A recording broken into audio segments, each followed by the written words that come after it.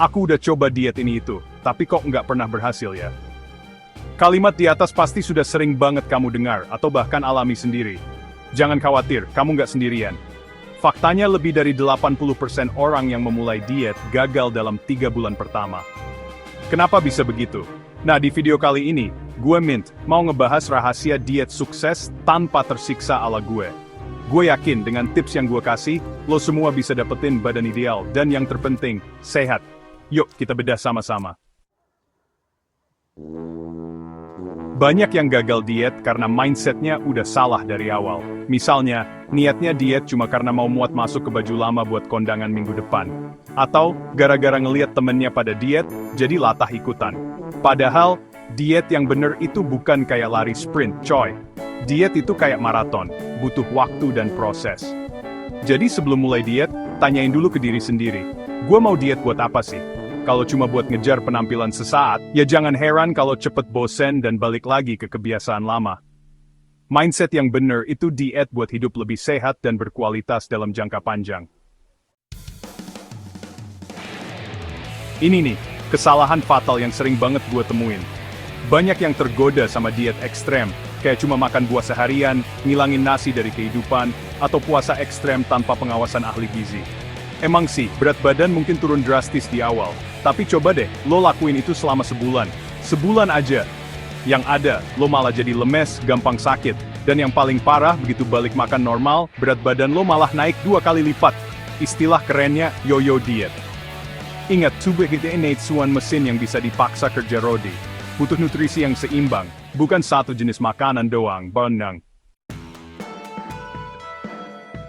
Pernah nggak sih, lo lagi scroll Instagram, tiba-tiba muncul iklan teh detox atau pil pelangsing yang katanya bisa bikin kurus dalam 7 hari. Atau tergiur sama testimoni selebgram yang bilang produk X bikin perut rata seketika. Hati-hati guys, sebagian besar produk instan kayak gitu cuma ngasih efek sementara. Bahkan, banyak juga yang ternyata berbahaya buat kesehatan. Tubuh kita ini bukan tempat sampah yang bisa diisi sembarangan. Daripada ngabisin duit buat produk abal-abal, mending fokus ke pola makan alami dan olahraga yang teratur. Gue udah makan dikit banget nih, kok masih belum kurus juga ya? Hayo, siapa yang pernah ngomong gini? Nah, ini dia pentingnya ngerti konsep kalori guys. Kadang kita ngerasa udah makan sedikit, padahal kalorinya masih over. Misalnya, lo makan salad dengan asumsi salad kan sehat. Tapi saladnya full mayonnaise, keju, dan topping lainnya. Udah gitu, porsinya segede gaban.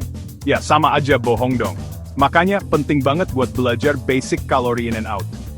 Di awal-awal, lo bisa manfaatin aplikasi penghitung kalori buat bantu ngontrol asupan makan. Seringkali diet gagal bukan karena metodenya yang salah, tapi karena kitanya aja yang nggak konsisten. Ingat, perubahan tubuh itu butuh waktu. Nggak bisa instan kayak mie instan. Jangan gampang nyerah, cuma gara-gara seminggu diet belum kelihatan hasilnya. Coba deh, buat habit tracker buat nge-track progress diet lo. Misalnya, catat menu makanan, olahraga yang udah dilakuin, atau bahkan berat badan setiap hari. Selain itu, tentuin juga milestone kecil untuk merayakan keberhasilan lo. Misalnya, kalau seminggu ini, gue konsisten olahraga 3 kali, gue boleh reward diri sendiri nonton film favorit.